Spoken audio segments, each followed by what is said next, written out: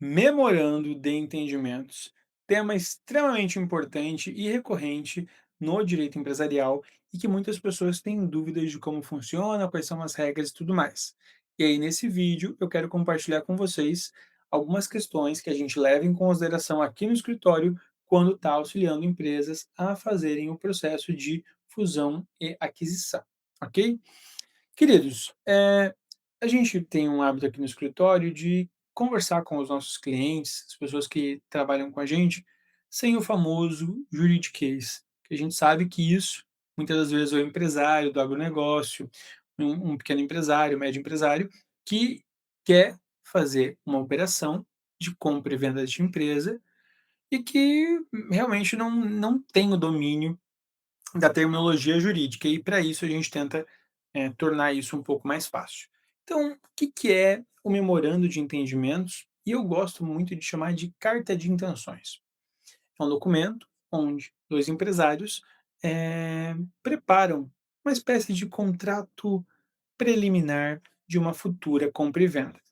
Então, esse é um contrato onde as partes vão dizer o seguinte: "Olha, eu tenho intenção de comprar a sua empresa, eu tenho intenção de comprar suas cotas ou seus ativos, e aí a gente vai pré-estabelecer algumas regras enquanto, a gente estiver investigando se efetivamente é aquilo que a gente quer fazer. E aí, a nomenclatura utilizada é carta de intenções ou memorando de entendimentos. E aí, como é que costuma ser a estrutura? Eu até peguei aqui o último que a gente fez para mostrar para vocês, né, para trazer as ideias. Claro, a gente não vai mostrar porque existe confidencialidade em relação a isso, mas para trazer quais são as ideias. No último que a gente trabalhou, quais são as questões que foram trazidas?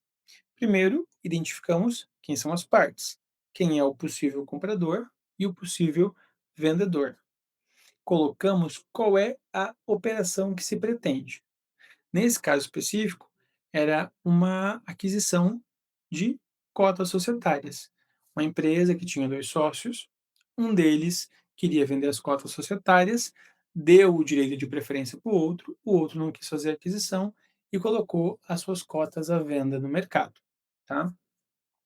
Era uma empresa que até tinha a afeto entre os sócios, mas um deles já não estava mais, disposto a continuar trabalhando e por conta disso queria fazer a venda dessas suas cotas, essa sua participação societária. E aí quais são as coisas que se coloca, né? O preço. Qual que vai ser a estrutura do preço? Qual que vai ser a forma de pagamento, né? Quanto será o valor mínimo e valor máximo para essa venda? Qual que é o prazo que isso tem que acontecer?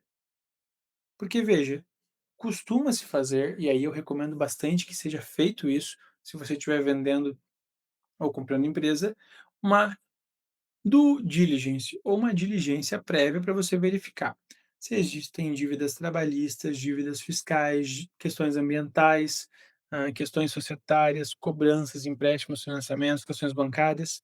Tudo isso é importante para saber se você quer ou não comprar aquela sociedade, porque no final do dia você está fazendo uma substituição do empresário. E esse novo empreendedor responde pela empresa, né. E obviamente, a depender de quais são as regras que serão colocadas nesse contrato, inclusive ele pode responder pelo passado, né. Então é importante que seja feita essa delimitação de risco. Isso é muito importante no contrato. E o contrato ele serve, na verdade, como um instrumento de delimitação de risco.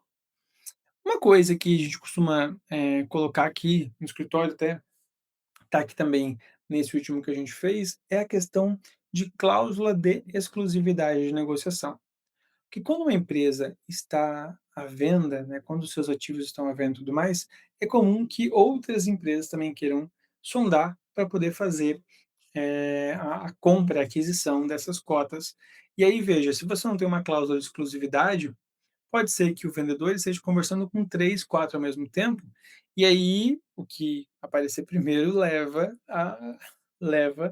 o investimento, né. Então é um cuidado que a gente coloca, para quem é nosso cliente, explica, né, quais são as regras e até que ponto eles estão dispostos a levar isso em consideração, né, que é a cláusula de exclusividade de negociação. Essas cláusulas, é claro, elas costumam ter uma delimitação temporal, né, você não é: "Ah, durante 6 meses, 8 meses, 12 meses. Aí a gente, né, vai sempre depender do que está acontecendo ali no dia a dia dos empresários. A gente coloca também cláusula de confidencialidade para que as informações que sejam trocadas não sejam divulgadas a outras empresas, especialmente empresas que têm investimentos, né, de outros locais. Aí é realmente muito complicado, que daí se o investidor pensa que o proprietário está vendendo e aí você começa a gerar problema.